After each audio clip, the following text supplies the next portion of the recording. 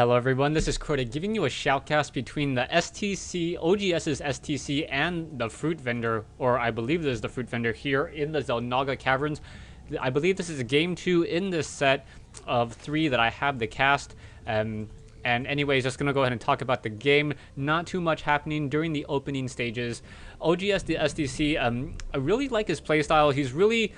he really does a lot of that Korean mind game stuff. If you were watching the game 1 in this cast on Scrap Station, OGS STC, I believe he tried to do like a little bit of a mind trick on FruitVendor, trying to like hide the fact or make it look like he was trying to rush to Reapers, and then not allowing FruitVendor to open up with a standard 16 hatchery instead of going for that early spawning pool. Instead of that, like unlike Zerg players usually like to open up with an early hatchery on Scrap Station instead of going for the standard 14 spawning pool. Anyways, back over here, we're now going to see this Overlord now moving out, and we'll see what exactly the strategy is going to be for the red Zerg player this time. If he's going to go for an early spawning pool, or if he's actually going to try to go for a hatchery over here. Now, I can't believe that FruitVendor would choose this map, as this map doesn't really favor Zerg in my opinion.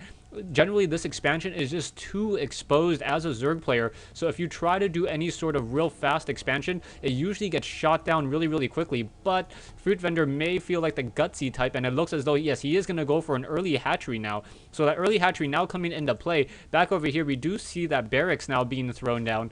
So with the barracks now being thrown down, most likely we'll be training up an early Marine and trying to get over there, or perhaps even Reapers. Over here, we should see FruitVendor not be able to train up any additional units for quite some time, getting that spawning pool. So now sitting at 12/18, so he's definitely behind in the economic game. We'll see if this gambit really pays off. The longer the game goes, the better it is going to be for FruitVendor in this particular instance. Production-wise, upgrading to Orbital Command already.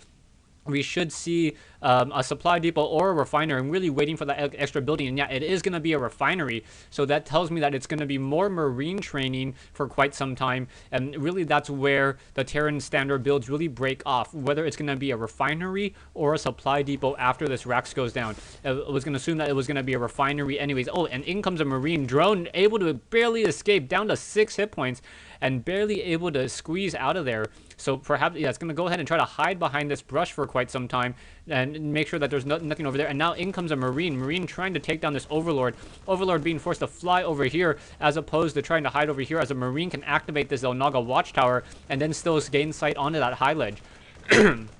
Oh, this poor Overlord down to 25, 13, 7, 2.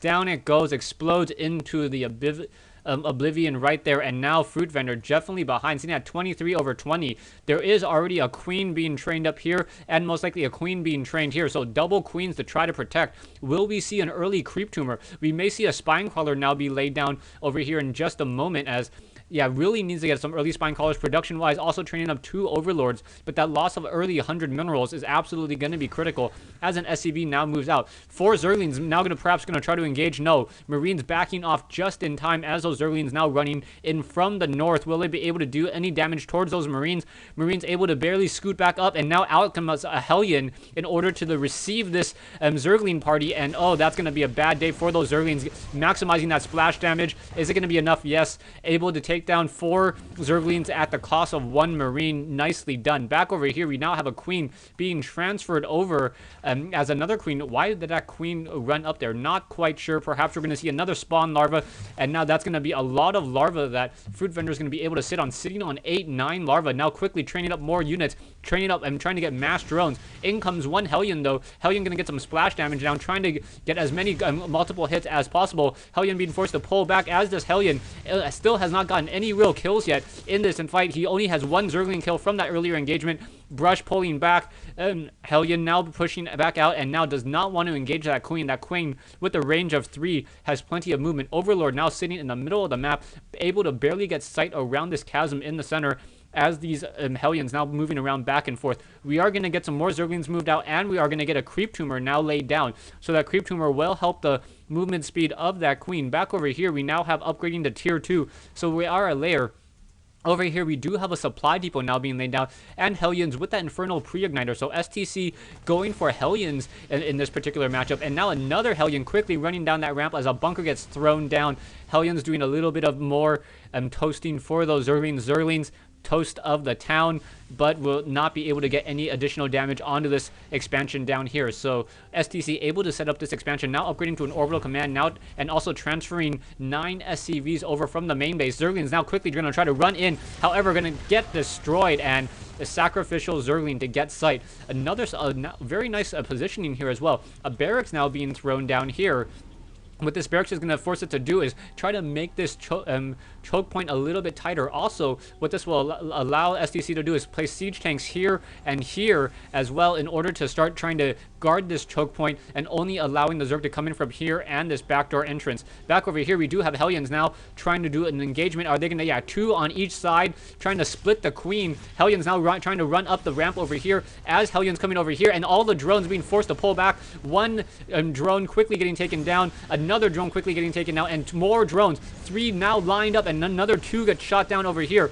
Zerglings now, oh, another Hellion down over here. So really, really hard to keep track. Not sure how many kills on both sides, but this expansion has been depleted. So really nicely done by STC. And on top of that, we now see Thors being trained coming in from STC. So STC going in from a Hellion into a Thor, which will be a strong maneuver, as, yeah, a Spire now being thrown down. So that Spire, as long as the Mutalisks do not outnumber the Thors like 4 to 1, then the Thors are able to really take them down. The problem is Thors move very, very slowly, and with more people understanding more about the Mutalisk magic box and how not to stack their Thors splash damage is pretty much moot at this point. Nothing really happens with Thor splash damage, and that is why Mutalisks are now able to handle many, many more Thors. Back over here, we now see a group of Zerglings now come in, and are maybe able to get a couple of quick surrounds. However, Zerglings and dying to those Hellions, Infernal Pre-Igniter, and now a Thor getting a quick shot off onto those units over there. So Thor's Hammer dealing 33 damage of attack, a Hellion's Infernal Pre-Igniter dealing 26. So that is a lot of damage. And very, very smart that the FruitVendor is not going for Hydralisk. Hydralisk would just fall apart at this stage in the game. We really need to see some Infestors in order to try to counter these Thors. These Thors really need to be neuroparasited to really try to be taken out. We do have one Hellion over here. Hellion, however, can drive faster than Mutalisk, and Mutalisk now trying to give chase in the air, will not be able to take them down. Hellions move at a movement speed of 4.25 against 3.75. Yeah, I'm remembering my numbers. Over here, we have Hellions now running down, coming back over here, perhaps to get a little bit repaired, as this one Hellion already down to what, 20 or 16 hit points. Now these Mutalisks unable to really approach very, very easily. Perhaps we'll try to come in around this backside, but there's also one Thor over here. Level 2 weapons upgrade have not begun, and now these Mutalisks now splitting up, doing a great job as SCVs coming off the line to repair, and another, oh no, not another round of Javelin missiles. I thought there was enough time for that Thor to get another round of Javelin missiles off, but not the case. A lot of very low hit point Mutalisks. That is one of the reasons why you have multiple queens. But however, there's only 2 queens off of 2 bases, so those queens will not be able to transfuse those Mutalisks. Hellions now coming around on the backside will be able to come in through that brush and perhaps get some damage over here. However, there are Overlords ready to rain creep on those Hellions parade, and those Hellions will not be able to get in very easily at all, as long as FruitVendor keeps track of that minimap. We do have some Mutalisks now trying to come back around, taking a look at these Hellions. Hellions now do see that creep, and now those Overlords are shown. Will these drones pull out in time? No. These Hellions quickly coming in, getting 1 quick drone, 2 quick drones, getting more drones, and this is looking very, very bad indeed. Oh, these drones lining up, getting barbecued, and more drones just getting taken down. Things not looking good for FruitVendor at all. Wow, that was a really, really hard hit to the economy, down to 33 Harvesters.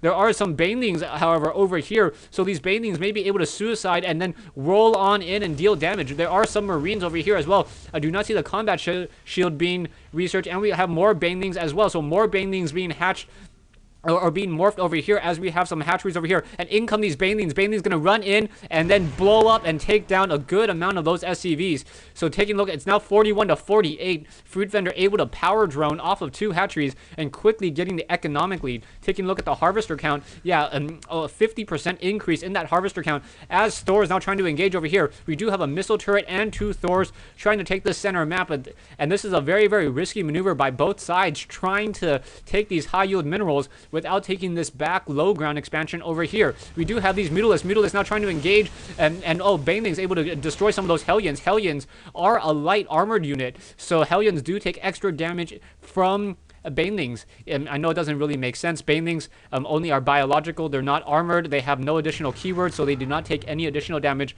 from anything except for Archons. That was the word I was looking for. Back over here, we do have a couple siege tanks. No siege mode research yet, and now we're getting the level 2 weapons upgrade. Siege tank, research now being researched. Siege tech research now being researched, yeah.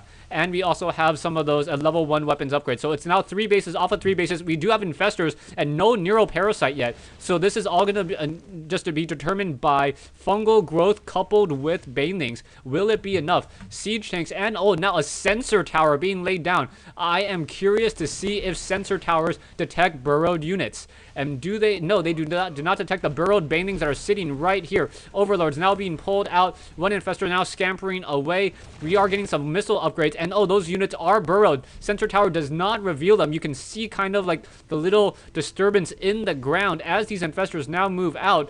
And I do not think STC keeps track of the ground that carefully. He probably looks at this and is getting a false sense of security as these infestors are now moving through the ground. And wow, there are a lot of infestors. 6 infestors with a lot of energy. That is going to be a lot of infested Terrans, which is going to be a lot of dead SCVs in just a moment. There it is, patching over, what is this, 14, wow, almost 20 infested Terrans, and this orbital command center will get taken down. No level 1 weapon upgrade though, as this orbital command already down to 200 hit points. Down it goes. SCVs now coming over, and now all of these units being spent. One orbital command has been lost. There is a missile turret able to spot one of those over here, and now the center of the map is pretty much ripe for the taking. There are a good number of Hydralisks and Roaches. However, those siege tanks will be able to blast away at them very, very easily. Thors, this is a very, very dangerous position for FruitVendor to try to push in, and now in comes a scanner sweep, killing off the rest of those infestors over here. Now level 2 weapons upgrade and level 3 vehicle upgrade. That is going to be a lot of damage to be dealt. We do have Hydralisks, Roaches, and Zerglings. No neuroparasite research yet. Now you're still getting the level 1 weapons research, so that should be completed in just a moment. Yeah, another 10-20 units of time over here. We do still have those stores and more, and one that missile turret does not see those units over here. So there are those banelings. All those banelings going to try to come in and do a lot of splash damage. Now trying to push in. No, those banelings getting some damage, but not getting taken apart just quite yet. Nothing landing on top of them. A little bit surprised. And now in come those Zerglings. Zergling now just going to run in. Are we going to get a fungal growth? No, Hydralisk trying to push through. One Thor goes down. Another Thor goes down. Both sides taking heavy, heavy losses. But no neural parasites to be seen, and there's a planetary fortress adding insult to injury on this side over here with that 3 armor planetary fortress. Really will take a beating from Zerglings and Hydralisks. On top of that, you can also get the armor plating for those buildings, and a 5 armor planetary fortress. Just so dangerous. Hydralisks now moving through. Fungal growth. Marauders unable to pull back, and things just getting destroyed here. Hydralisk now pushing through. Thor is taking 2 shots to kill. Need another level. Needs more upgrades. No, will not be able to upgrade to take 1 shot any of these Hydralisks as siege tanks continue to blast. Both sides taking so much damage. And now in comes this siege tank over here. Scanner sweep revealing those banelings that have been there for so long, and banelings blowing up into acid with nothing really left. We do have creep tumors and a whole swarm of Zerglings now running in. Down go these siege tanks. Down goes the rest of this army over here. Siege tanks now out of siege mode, so able to handle that, as we do have some drones now being transferred over to this low ground. These destructible rocks have not been destroyed. Stay tuned for part 2 of this replay between the STC and FruitVendor here in the XelNaga Caverns.